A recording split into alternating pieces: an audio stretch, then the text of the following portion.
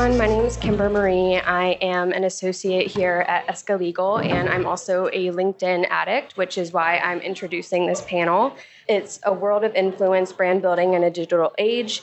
Since we're talking about personal branding, I'm going to use this as a cop-out and let everyone on stage introduce themselves. And we're going to start with Brittany. Hi, everyone. My name is Brittany Holloway, known online as Lawyer Britt. I know this is brand building in the digital age, but I just want to talk to you about the purpose of brand building, which I think is options and opportunities. So let me take you back to COVID time. It's the middle of 2020. I am bored out of my mind in my house, and I get an idea to start posting on social media about my practice area. I was working for a firm at the time doing insurance claims, and I just had this idea to start posting videos, short form, about leaking roofs and bursting pipes. And it was dry, but it started to get attention.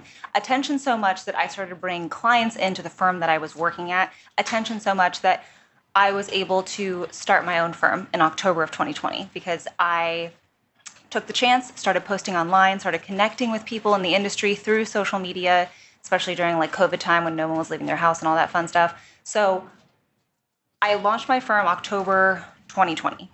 And it was a massive success. We had 100 clients in less than 100 days. In 2021, we hit $1.78 million in revenue, which is kind of unheard of for a brand new firm. So I had all this massive success. And I told you in the beginning, I want to talk about options and opportunities. I had the opportunity to start my firm because I started posting online. I started getting to know people. I started putting out there that this is who I am and what I'm doing right now.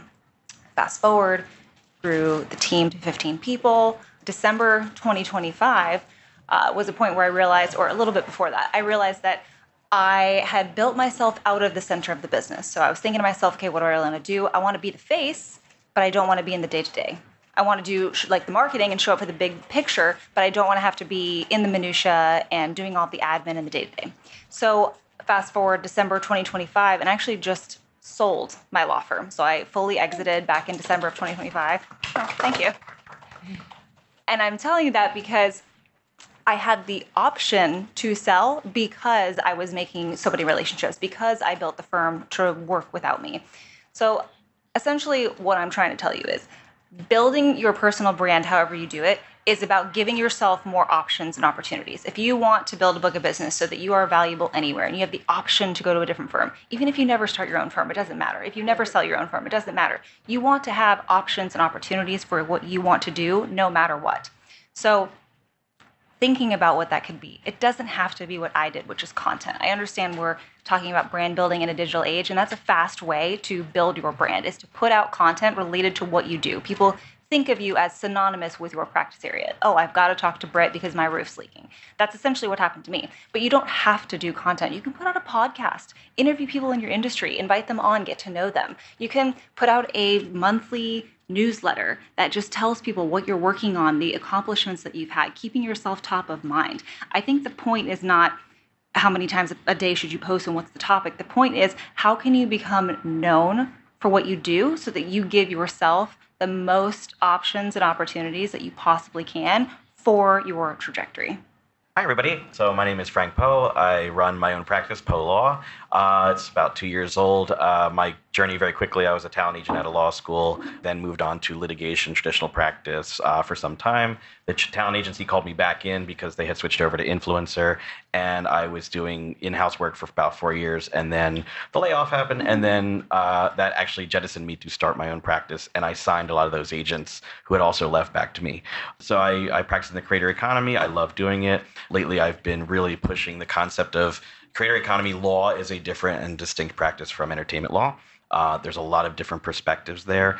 And part of that is because I listen to my clients and I learn from them. I learn how different the business is. I learn how the marketing works and all that. So brand building and marketing and talking about myself, interesting enough, it's not something I usually do because I usually take the emphasis off of my identity. It's not really how I market. I don't do a lot of content. I don't post a lot. I've never posted a TikTok, but I engage. I do sort of more of what I would call pull marketing instead of push marketing. I don't push out content. I don't do any of that. I like to kind of be available and be an advocate for people in the creator space, agencies, management companies, creators, and brands. And I think Part of that is because a lot of the creators are out there, they are pushing their content. I want to emphasize theirs, especially in the creator economy, because the creator economy is an amazing example right now of, especially for women entrepreneurs who are starting, and there's so much growth there, and there's so much that's going on. And it makes sense to me to be an advocate and to amplify those voices as a lawyer, right, that wants to be an advocate in that space. It's just the way it goes, right? Like, you want to support that movement and everything that's going on. And I think that's also important as lawyers, as all of us, we're all going to, at one point or another, get to a point in our career where you ask yourself the question, do I go out on my own? And at some moment it's like, can I or can't I? But then you get to a point where it's a question of, well, do I want to or do I not want to? And the reason why there's a difference is because all of us every day are building towards two things that I think are necessary to go out on your own. A, confidence in your own skills, and B, the ability to instill confidence of those skills to other people. If you're able to do those two things, you can go out on your own. Then it's a question of, do you want to or not? And you should start now. As law students, you should be building your network. You should be building people that will be confident in you 3 years down the line, 4 years down the line, because they may hire you. And that doesn't matter if you're in a large firm, a small firm, in-house, or going out on your own from the get-go. It's all the same. It all comes down to your license, your style of practice, how you build on that. I realized that after 4 years of practice, you realize that, mom and pop partner don't know everything, and that you would do things differently and you would change your style of practice. So your personal brand starts with everything that you do on a daily basis and your reputation. It used to be called reputation. Now it's about branding. Now it's about how you get out there in the world. So I think I owe the success of PLLC not from content that I put out. And I put out very little. I mean, LinkedIn, I'm pretty loud and everything, but it's really the long-term relationships I've built and the ones that I do every day. I mean, one of my best examples lately is I had a client sign with me, and they were one of the first meetings I took when I launched 2 years ago, and they just hired me. 2 years in the making of slow burn. And you can build that, and you can build that trust. And I think you should also be looking at your growth engine. What makes your business grow? And you should be able to answer that question. Is it you going viral by making content, or is it about how sticky your clients currently are and how willing they are to refer you over? So again, look at these different playbooks. Look at how you approach these things, and take control of that. And your brand is about how you take control and have fun with it. So thanks. Hi, everybody. I am Sonia Lakhany, also known as @Trademark Lawyer Lady. I see a lot of familiar faces that I feel like we know each other just because we follow each other online. So if you do follow me and you see me around, come say hi. I'm here the whole time. I have been practicing trademark law. This year makes year 16. Which is weird because I'm 25, so I don't know how that happened. And of those 16 years, this is year 11 of my own practice. So I left about 5 years out, and I famously had 4-ish jobs in 4 years. Every year I just kept changing. I could just never find the right fit. And I quickly learned that I don't think it was a matter of finding the right firm at which to be a trademark associate. It was just I didn't want to have a boss. That's real. I mean, to be fair, I didn't really want to be a lawyer at the time either. My mom made me go to law school. Anybody's parents asked them to go to law school, pushed for it. Yeah. You get a few acceptable careers, lawyer, doctor, engineer maybe. And I quickly early on decided as I was graduating law school that if I had to be a lawyer, I want the easy, breezy, beautiful, just fun one. Of course, it's trademarks, right? I didn't know lifestyle-wise it's so great. You can work from anywhere in the world. It's a remote practice area. It's completely virtual. It's interesting. Our clients are not drama. They're not crying. There's not this like high stress. I didn't know all that stuff. All I knew is like, oh, shopping and brands is fun. Like, this is easy. And so I set out after graduation to become a trademark lawyer. Well, it turns out to be a trademark lawyer, you need to have trademark experience. But you can't get trademark experience until someone gives you a job. Circular a little bit. And I truly felt like it was circular. And so I started creating all of these crazy ideas and ways to showcase the fact that I had mastery over this topic. I had taken all the classes that, Emory had offered at the time, which wasn't that many. And so then I took to pulling office actions and writing my own versions of them, and then showing how I knew and had a command over the vocabulary and over the case law and the DuPont factors and all this stuff. And I would interview for jobs, and I finally got one. And then I got another one.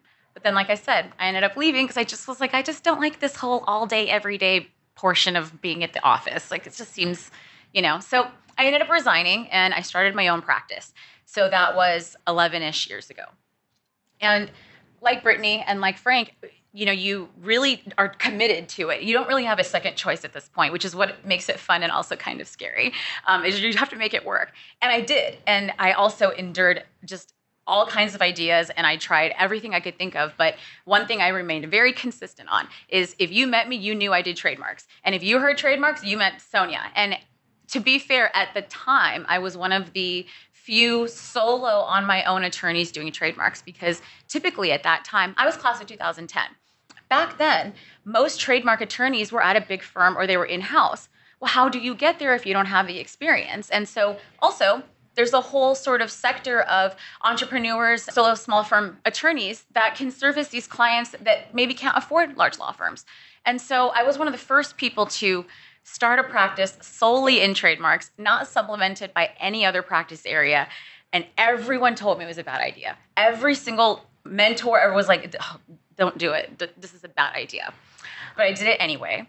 And 11 years later, here we are, just year after year, grew to 7 figures, just doing trademarks. And somewhere along the way, I'm my own boss at this point. And so I'm traveling the world, having a great time, running my practice. And I start getting all kinds of messages from people being like, you seem happy. I'm stuck at work. Why are you all over? Do you not work anymore? What's your practice area? I was like, trademarks. And then I realized the word really needs to get out about this practice area. Number one, because it is so interesting and amazing, right? So many reasons a lot of you guys are sitting here. But from a lifestyle standpoint, it is also really great. And I feel like that is probably a great segue into my other venture, which is 4L Education. So as the name suggests, it's referring to a 4th year of law school that we really could have used. Kind of like rotations and residency in medical school, where you get to taste different practice areas. Because isn't it a dual choice? It's about what you're interested in and what you want to work on every day, but it's also what fits the life that you would like to have eventually, right? Do you want to be in court every day? Do you want to be going through discovery? Well, then that's litigation. If that doesn't sound fun to you, you should probably think about something more transactional if you're more looking for a different fit, right? And so I started 4L Education, and it was birthed by a course called 2 Weeks to Trademarks, which is very, very popular to this day. I started it in 2017, and I realized there was just no one willing to teach what they knew, because the fear is, well, if I teach you how to do my area of law, you'll take all the business. But one of my biggest tenets of my personal brand is the pie gets bigger when you share it. If I teach you how to do something, if I get you access to my full store, which is office action workbooks, successful response examples, art templates on engagement letters, opinion letters, client communications, right? How do you break the news that you got a really messy OA when you said it was probably going to be fine and the search results were low, right? Like low risk. Well, now you have to break the news. There's a way to say it. So tried and true templates along the way, all these practitioner resources that were not available when I was starting out, I set out to create. And so 2 Weeks to Trademarks this year makes, it's 2017. So we're just short of 10 years of me teaching it. And similarly, the course took off like wildfire, and I have put through hundreds of attorneys through this program where they start knowing little to nothing about trademarks, or maybe been dabbling a little bit, and you end up the other end of fully confident, fully fluent, and ready to tackle. And so majority of my attorneys retain their first client or two as they're part of the program. We have a partnership with the ABA now where we're able to provide CLE credit for not only that course, but for all the courses under 4L in most states through the ABA. So we've made some major moves over the years, but one thing has stayed consistent in terms of personal brand. And I will leave and wrap up and leave with this, that I think for me, being my own boss and a business owner and an entrepreneur, we are constantly reading about the art of running a business, right? That is the other half of what we do. It's actually arguably larger, but we are told so much about efficiency and scaling and delegating and making sure that you're out of this. And the one thing that's been such a service to my personal brand that has been behind the success of the law firm, because I did a lot of what Brittany said that I won't reiterate, and then behind the success of 4L and the courses, is accessibility. It's the one thing that's not scalable. If you DM me, I will DM you back. I'll probably send you a voice note and start sending you reels and memes, and people are like, is that really you? Like, you have hundreds of students and all these clients. I'm like, it's me. It's me. And we start chit-chatting. It will be me every time. You text me, I'll text you back. And I feel like it's something that a lot of business coaches would just be horrified to hear, that like you're answering your own DMs. I'm like, yeah, because these are my relationships with my clients, with my attorneys that are in the program. And once they enroll, I'm like, oh, you did your first post. Oh my gosh, you're doing a webinar. Oh my God. I'm like the cis auntie in the front that's just like rooting for you. And I feel like that was not something that was made available to me. And so it is my mission and my brand to be whoever needs a big sis and a mentor in this space. You have one now. Find me somewhere through one of these mediums and consider yourself mentored. Thank you. Okay, so I guess I'm next. So my name is Rosezena, and most people know me on Instagram as the Biz Lawyer. I'll start a little bit back. When I was in law school, I started law school already having 2 kids. By the time I finished, I had a 3rd child. So my baby girl at the time, she was about 5 months old when I sat for the bar exam. Now, I passed the first time with these 3 kids. Yes. And, you know, that was 13 years ago because I've been practicing. Next month will be 13 years. So my son is 24. My daughter, she'll be 21 away at college, North Carolina A&T. And then I have that 13-year-old. She's back there now. So I told her I was going to point her out. But for me, what happened was I couldn't get a job. In fact, I couldn't even get any interviews. Having straight A's in all my intellectual property classes, I was on law review for our intellectual property, and I applied to over 140 positions because I only wanted to do trademark law. In fact, my major in undergrad was paralegal studies because I knew I wanted to be a lawyer. So, you know, coming out of law school with 3 kids, with 3 mouths to feed, I got to do something. I actually did a little contract law. We represented Yeti and did some contract review for them. But, you know, people were calling me and they were like, hey, I want to do work. I want to work with you. Some people were calling me because they were getting arrested. I'm like, I don't do that type of law now. Hold on. Call somebody. Actually, I'll call somebody and send them to the precinct for you. I'm from Chicago, so there's a lot of that coming through. And so I knew if I took another job in a different industry, I would get pigeonholed and I would not accept any other position. Although I applied to over 140 jobs, wanting to work in intellectual property law. So I remember, though, when I took the bar exam in Illinois, you have to take professional responsibility before you could get sworn in to get your license. And I was complaining to one of the professors. He was never my professor in law school, but he actually taught other lawyers how to start their own law practice. And I was telling him, I was like, you know, all I want to do is intellectual property. And he was like, well, you'll go a long way serving the underserved. And I was like, well, I don't want to do family law. I don't want to do criminal law. He was like, no, who's underserved in this practice area? And I said, small business owners. He said, you'll go a long way serving them. Now, at this time, this is 2013, Instagram is popping up, right? And I am the type of person, I hate to take a picture. I don't want to take a picture. I don't want to say a video or anything.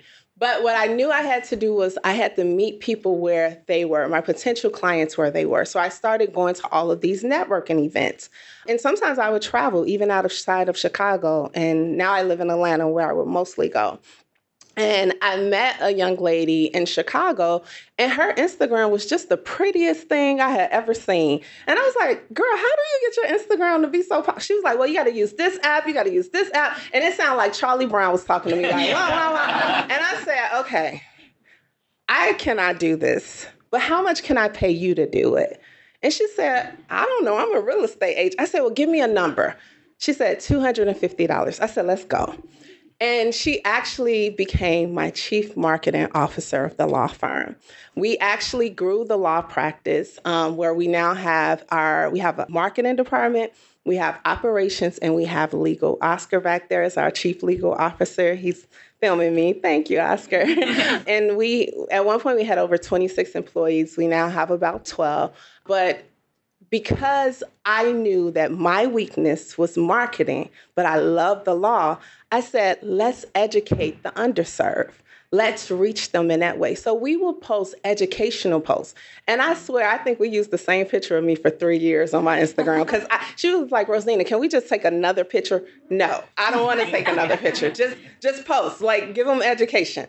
And we constantly post. What I learned from her too was, let's keep our marketing beating as if it's a drum. I had been hospitalized a couple of times.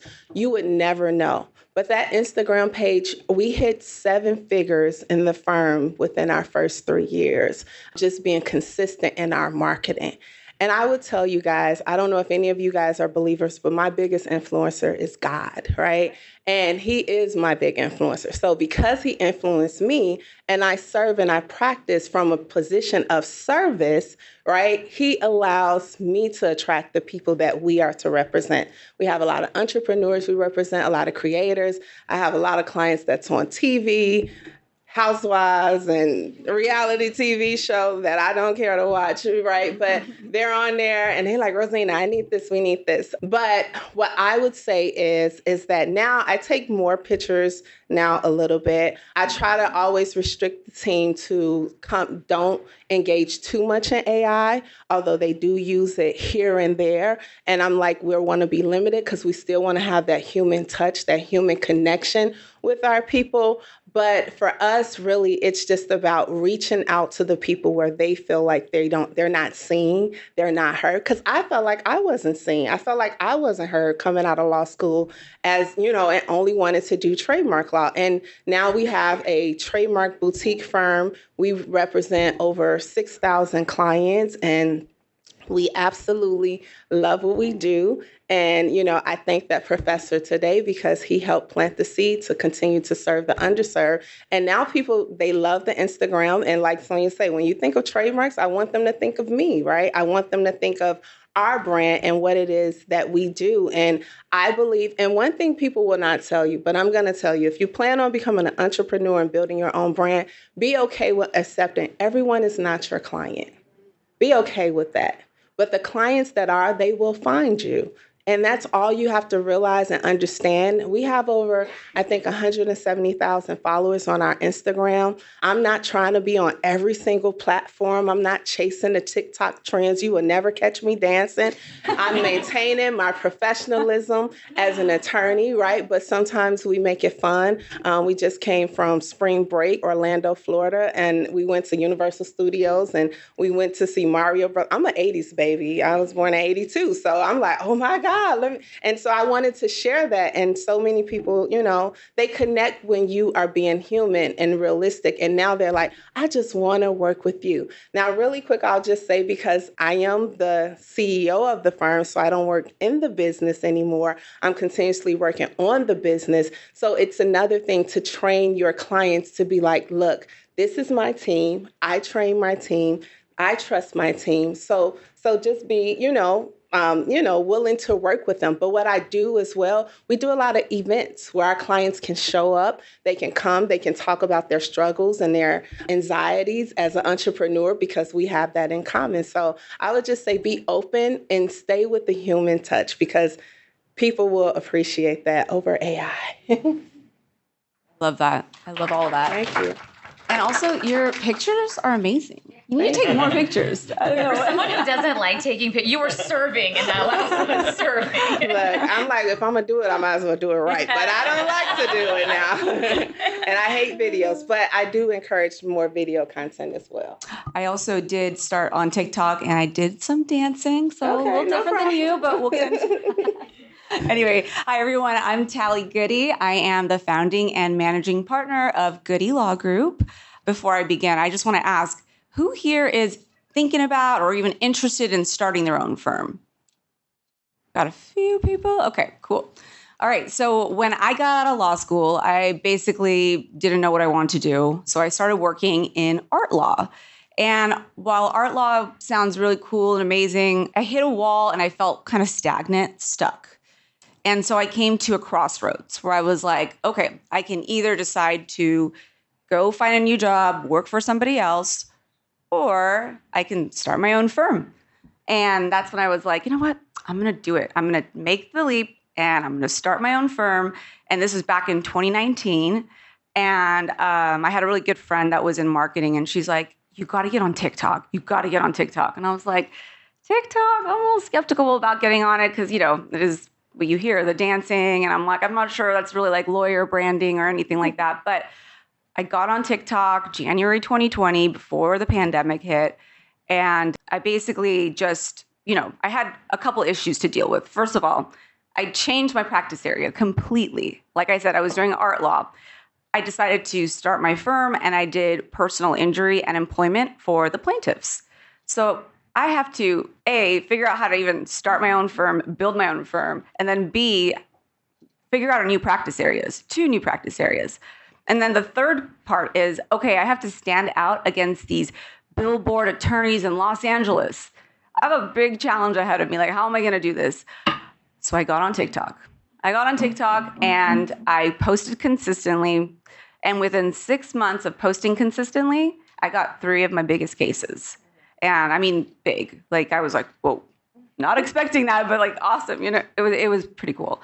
So I got on Instagram, I got on TikTok, and the theme I realized was, yes, post consistently, but also you want to be intentional about what you're posting, right? Like, you don't want to just do a bunch of trends and then it doesn't stick, right? You want to be like, what's the core message that I want to get across to people? And it's not all about going viral. It's about building a community. It's not like, hey, I just want to go viral. That's it. Build a community where you're like, hey, you're top of mind. Like, if I ever need a personal injury lawyer or employment lawyer in California, I'm coming to you. They're going to always think about you. And so that's very, very important with building your brand, especially on social media. And on top of that, I also realized that people connect with people. So even though I did start my own firm, it wasn't just about, let me have my firm out there on social media. I was like, let me put myself out there. I'm going to be the face. Because your face, yourself translates into the brand. And so that's the most important thing to realize if you ever decide to start your own law firm, be the face. Get out there. I know sometimes it's scary for people. They don't want to put their face on social media, or they want to just have the faceless content, but like, people want to connect with you, and that's how they will trust you. When they see you, they see your story, your struggles, the things you went through, they're like, oh, wait, I relate to that person. I went through the same thing that they did. And by providing that kind of content, they're like, cool, I can trust this person. I want them as my lawyer. And then from there, once your firm starts to scale, then that's when you have to think about, my brand needs to also translate into the rest of my firm, meaning everybody that's working for me is going to bring that same brand, and they're going to follow the standards. So if you ever decide to step away, your brand doesn't just go dead. And so I think a couple last points. Authenticity over perfection. I know like that is something that makes people hesitant to post because they're like, oh no, this isn't perfect. Oh, I don't look good here. I really don't like watching videos of myself after I post. I'm like, oh, I don't want to hear my voice, but I just posted. I'm like, I'm posting it. I don't care. Like, it's just we are our own harshest critics.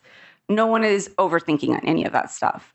Get out there, post, be consistent, and everything you post is your brand equity. I mean, it's like anything you're posting, anything that's bringing value, that's your equity. So keep building that equity through your social media, and you're going to kill it. So I think that's all I have to say. I don't know if you have questions, come find me afterwards, but happy to be here and talk amongst these amazing panelists.